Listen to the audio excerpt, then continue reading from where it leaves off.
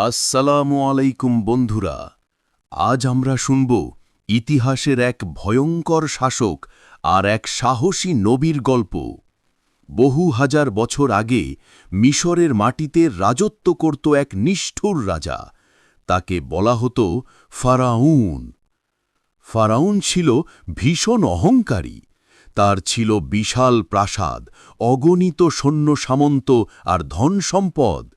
ক্ষমতার লোভে সে অন্ধ হয়ে গিয়েছিল। সে নিজেকে এতটাই বড় মনে করত যে সে নিজেকেই ঈশ্বর বা খোদা বলে দাবি করত। নাউজুবিল্লাহ।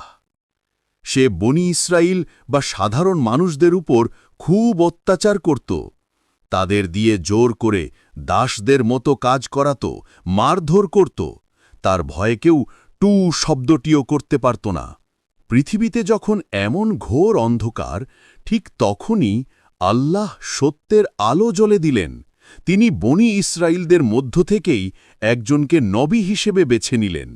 তিনি হলেন হযরত মূসা আলাইহিসসালাম। আল্লাহ মূসা আলাইহিসসালামকে এক গুরুদায়িত্ব দিলেন।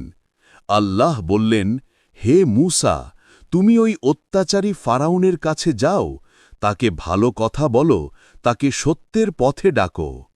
মূসা আলাইহিসসালাম জানতেন ফারাউন কতটা নিষ্ঠুর, কিন্তু তার মনে কোনো